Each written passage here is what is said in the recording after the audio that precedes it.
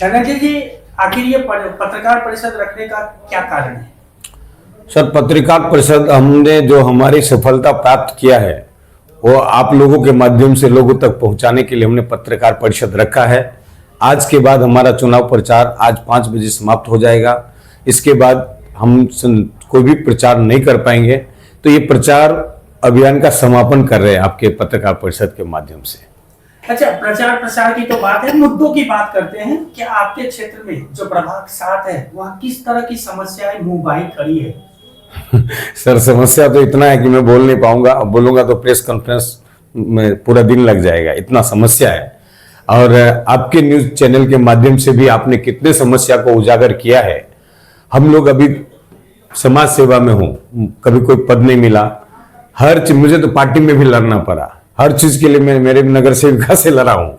मेरे खुद के नगर सेविका जो बहुजन विकास अघाड़ी की नगर सेविका थी, तभी हमने लड़ा है और हमारे लोगों के लिए लड़ा है। और लड़ते आज तक लड़ के कि थोड़ा थोड़ा काम साफ सफाई ये वो सब हम लोग कुछ कुछ कर पा रहे हैं, लेकिन समस्या निदान नहीं होगा ऐसा नहीं है। हमने हमारे समस्या निदान का प्लान कर लिया है। अगर आदरणीय लोक नेता हितेंद्र जी ठाकुर के नेतृत्व में बहुजन विकास अघाड़ी का महापौर बना तो हम सभी समस्याओं को बहुत जल्द सॉल्व कर लेंगे। पहले भी बहुजन विकास अघाड़ी ने एक मैथिल जो समाज थे उन पे एक भरोसा जताया था। इस बार मीनू जी पे बहुजन विकास अघाड़ी ने भरोसा जताया। किस तरह का नियोजन रहेगा कि आगे बहुजन विकास अघाड़ी का भी भरोसा ना टूटे? जी, मैं इतना भरोसा देना चाहूंगा अप्पा को। देखिए, अप्पा ने मिथिला समाज पर भरोसा किया, उत्तर भारतीय समाज पर भरोसा किया। पहले भी किया था? नहीं, मैं बोल रहा हूं सर, उन्होंने पहले भी भरोसा किया, मतलब समाज पे भरोसा किया।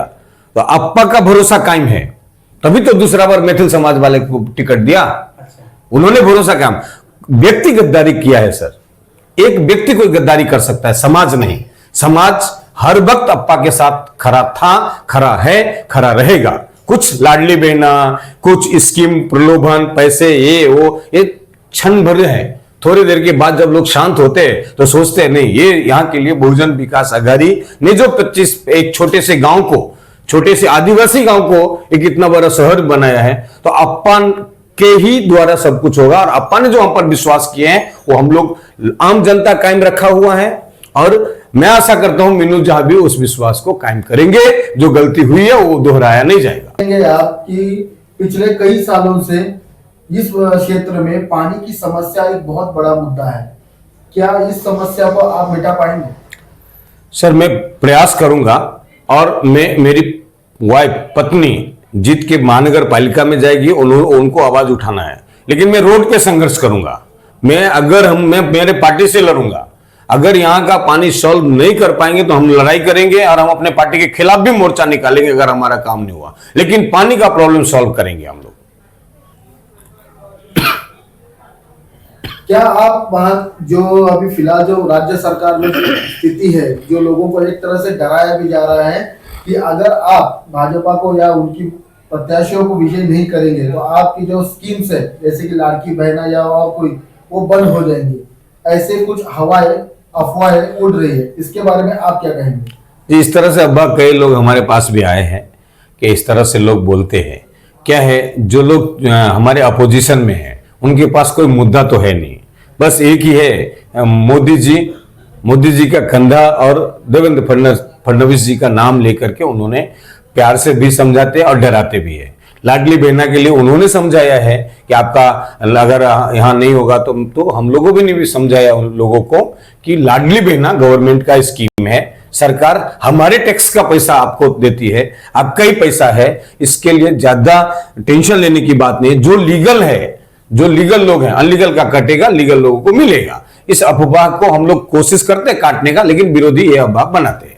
लेकिन क्या कहेंगे कि आपके सामने जो प्रत्याशी है उनकी सरकार केंद्र में भी है, राज्य में भी है, और इतनी बड़ी जो पार्टी का है जो प्रत्याशी आपके सामने आपसे लड़ने वाला है, तो इस महाशक्ति को आप किस तरह से देखते हैं और कैसे इनको चुनौती देंगे आप? इस महाशक्ति के लिए, इस महाशक्ति से भी बड़ा महाशक्ति, महासत्ता द्वारकाधीश हमारे इधर पधारे हुए हैं। द्वारकाधीश का आशीर्वाद है, उसके आगे कोई सत्ता काम नहीं करने वाला है। दो ही सत्ता है, एक द्वारकाधीश और एक हमारा मतदाता मालिक।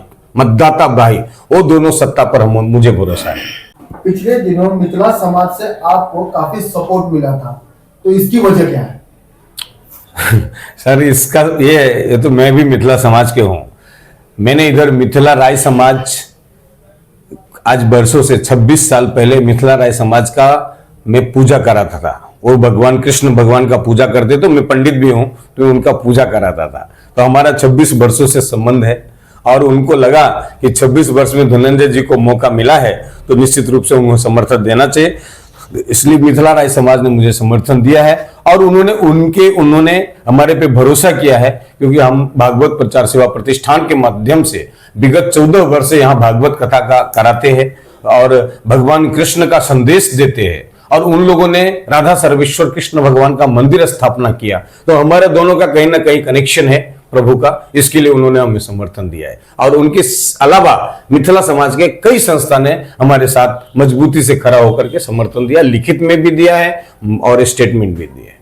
क्या कहेंगे आप, आपकी मिथिला समाज से जो है अभी नई निर्वाचित एमएलए बनी है मैथिली ठाकुर, वो यहाँ पे आके उन्होंने स्टार प्रचारक के रूप में प्रचार किया, इससे क्या प्रभाव पड़ेगा यहाँ के समाज को और मैथिली समाज को? देखिए, इससे तो कोई प्रभाव पड़ने वाला नहीं है। मैं तो सबसे पहला ये जानता हूं कि अगर मैथिली को मालूम होता कि हमारे समाज के लोग अपने घर को बचाने के लिए संघर्ष कर रहे हैं और उससे संघर्ष कर रहे हैं जिसके लिए वो वोट मांगने आ रही हैं, तो बिल्कुल नहीं आती थी। क्योंकि मैथिली को यहाँ के लोकल लोगों के बारे में कुछ जानकारी नहीं है।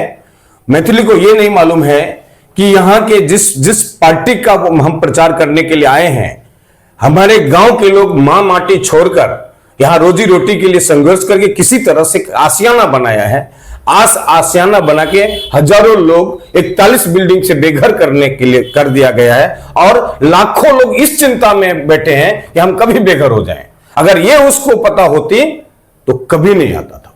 मुझे पूरा विश्वास है। मैं भी मैथिली को, उनके पिता रमेश जी को मैं पर्सनली जानता हूं, लेकिन उनको सिर्फ स्टार प्रचारक बनाया गया।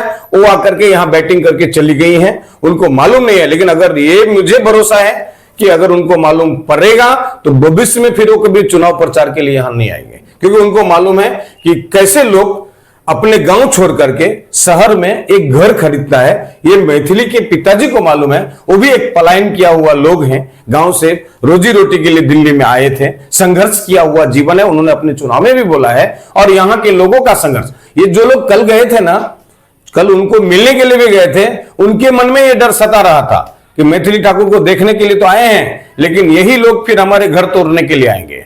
जो श्रोता गया उसका भी ये स्टेटमेंट है, चाहिए तो आप हमारे समाज को पूछ लीजिएगा। इसके लिए हमें कोई फर्क नहीं पड़ता है, कोई स्टार प्रचारक से हमारे पास कोई फर्क नहीं है। सबसे बड़ा स्टार प्रचारक आज के डेट में जनता है।